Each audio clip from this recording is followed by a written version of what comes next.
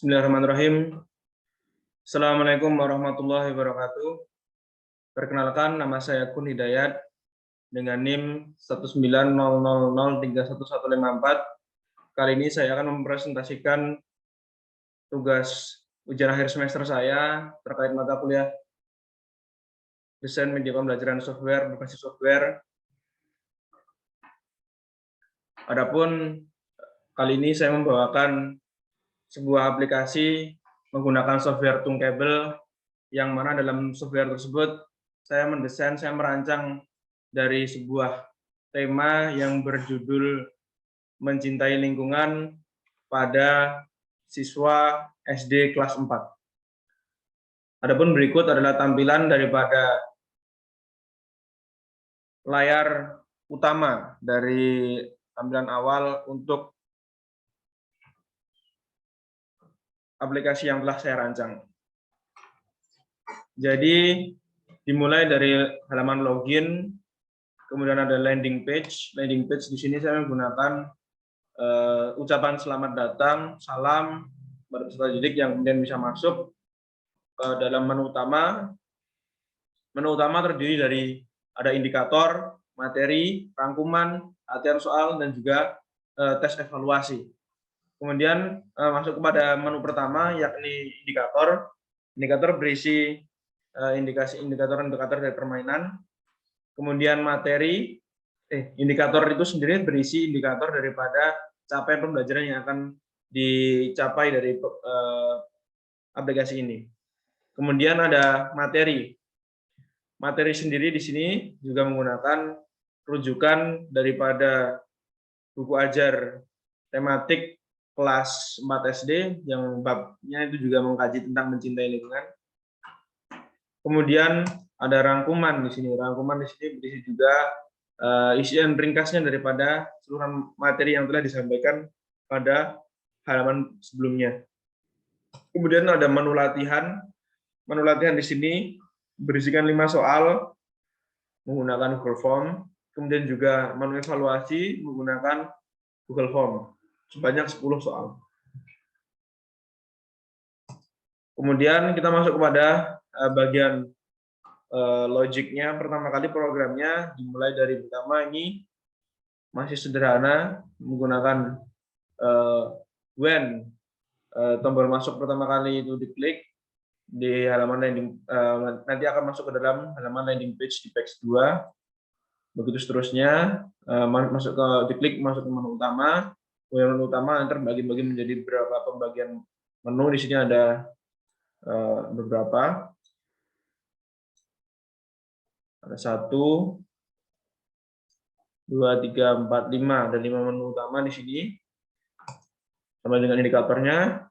Apabila sudah masuk ke dalam menu indikator, jika ingin kembali lagi ke menu menu utama, itu ada menu back atau kembali. Nanti akan kembali kepada menu utama.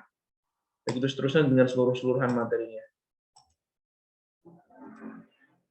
Sebagai pemanis, saya juga menambahkan ada sound atau musik sebagai agar aplikasi terasa lebih renyah.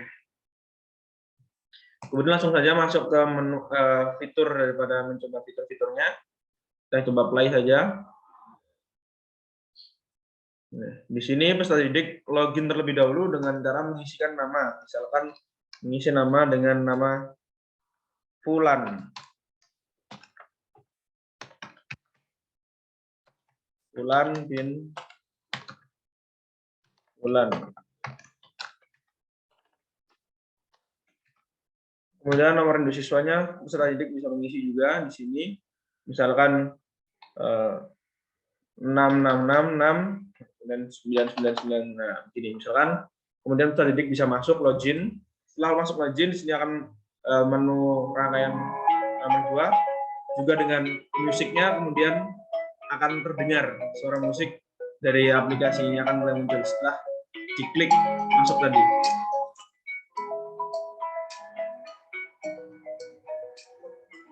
Kemudian masuk kepada menu utama, yakni ada indikator, materi, rangkuman, latihan soal, dan juga tes evaluasi.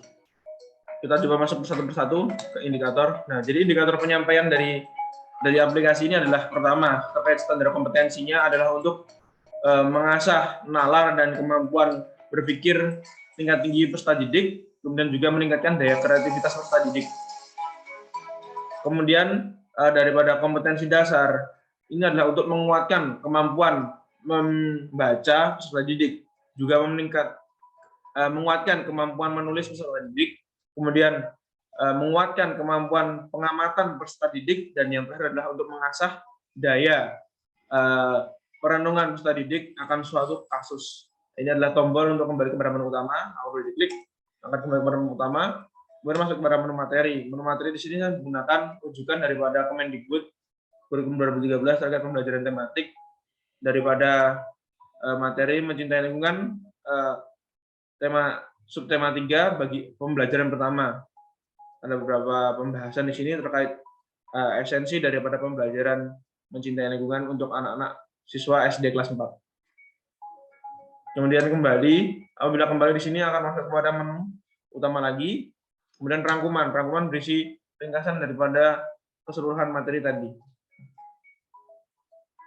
Ini sederhana saja. Kemudian masuk poin-poin utama di sini. Kembali kepada menu utama lagi.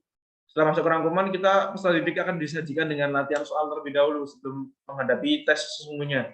Kemudian peserta didik mengisi soal terlebih dahulu. Misalkan di sini akan mendapati beberapa pertanyaan. Di sini ada 5 pertanyaan. Misalkan di sini kita jawab saja.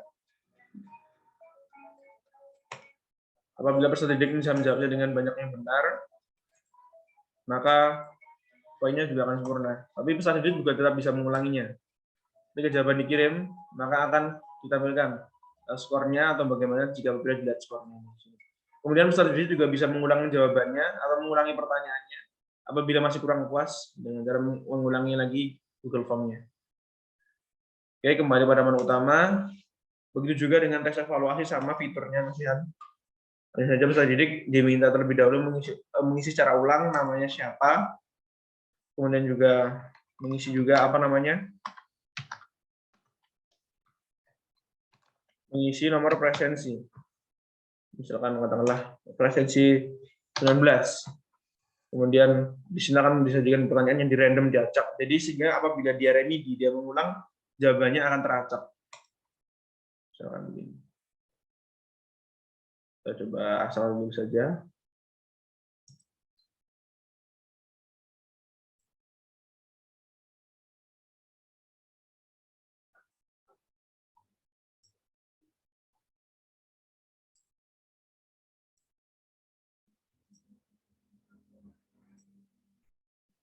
Oke, kemudian dikirim. Nah, juga kemudian dia akan keluar skornya. Di sini disajikan bahwasanya apabila peserta didik dinyatakan lulus apabila skornya di atas 70, kemudian tapi apabila di bawah 70, peserta didik dinyatakan belum lulus, sehingga diharuskan untuk mengisi ulang atau menjawab ulang soal-soal yang telah disajikan dengan cara mengisi Google Form secara ulang.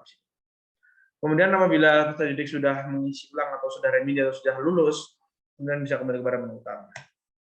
Mungkin itu saja keseluruhan fitur dari aplikasi sederhana pembelajaran yang telah saya rancang. Kurang lebihnya saya mohon maaf. Wassalamualaikum warahmatullahi wabarakatuh.